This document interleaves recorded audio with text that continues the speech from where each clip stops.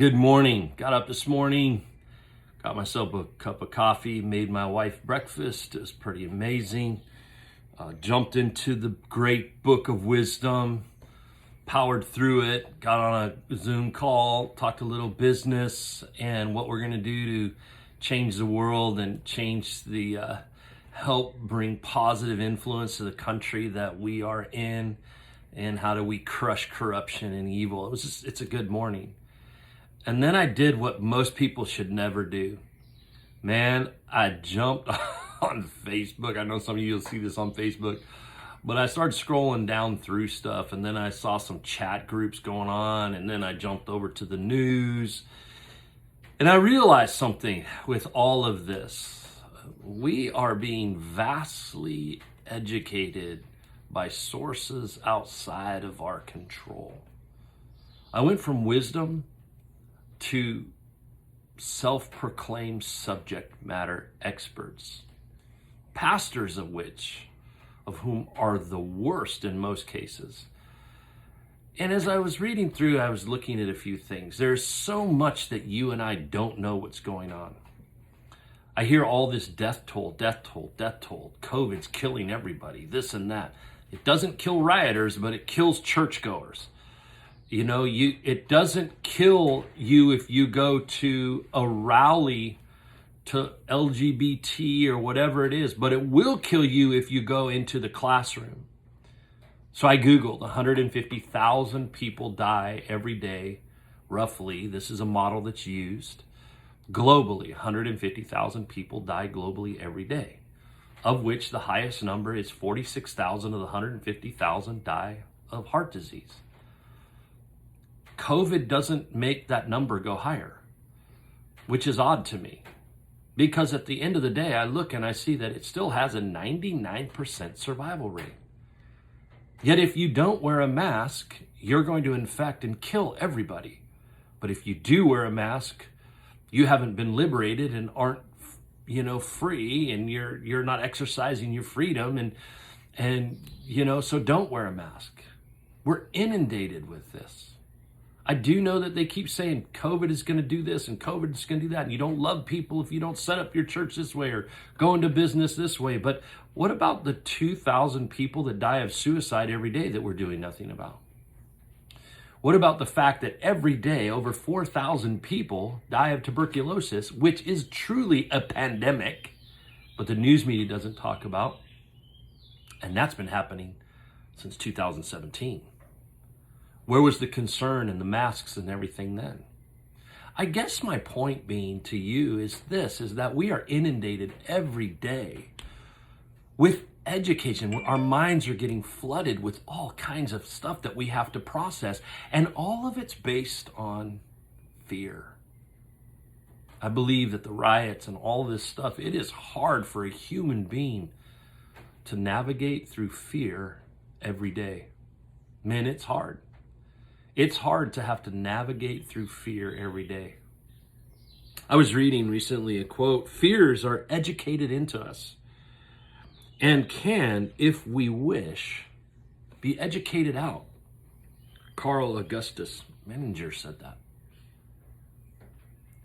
If fears can be educated in, if you wish, it can be educated out.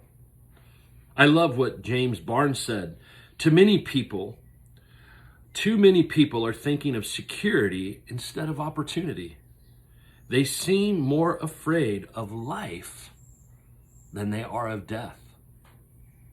You see, what's happening here is that all of this fear is causing us to be afraid of life. Because the more we try to hold on to life, the more we try to say, this many days, the more we lock ourselves in. If I don't get COVID today, then that means I'll be alive tomorrow. But you stayed indoors or you lived in fear all day. What kind of life is that? You see, as I opened the great book of wisdom today and I was reading through and trying to process all of this stuff, people tell me that I don't care about death. No, I care about death. I don't want anyone to suffer or die. But you try to guilt and manipulate people in and put the death on people, and they have to live through that. We're being educated a certain way. And I read this passage.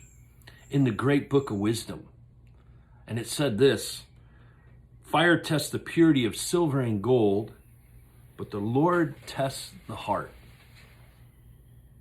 What stood out to me is the simple fact that the heart is rated right up there, actually more so and more valuable than silver or gold. What does God value more than silver or gold? You. Our heart, you see, is a metaphorical, even though it's pumping, it's metaphorically for you as the entire who you are in your heart. That God's going to test you. And he'll test it to remove the impurities of your life. Will you let him? See, this whole book of wisdom today, chapter 17, is about education. It's about choices. Will you be educated or will you be a fool? Will you make a decision to help others, or will you make a decision to just take care of yourself and die? It's all about that.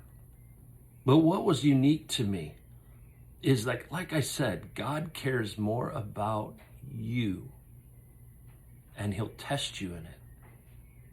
The deal is, will you be willing to educate fear out so you can live? What good is it to live today boxed up in a house? I would rather live an adventurous life and die in the adventure than be a shallow man locked away in a room. When a resolute young fellow steps up to the great bully, the world, and takes him boldly by the beard, he is often surprised to find it comes off in his hand, and that it was only tied on to scare away the timid adventurers. Ralph Waldo Emerson. You were created to live a life.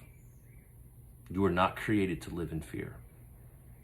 There's all kinds of uncertainties out there. The unknowns are a big, big, big factor. You can either live in fear of the unknown or grab the unknown by the beard and find out it's only there to scare you away. Do you want help with that? Then give your heart, which is valued more than anything by God, to him. Let Jesus remove fear from your life so you may live. And go out and be an extraordinary man, because you are no ordinary men. You were created to do extraordinary things. Educate fear out and move adventure in. And live, my brothers, live. It's contagious.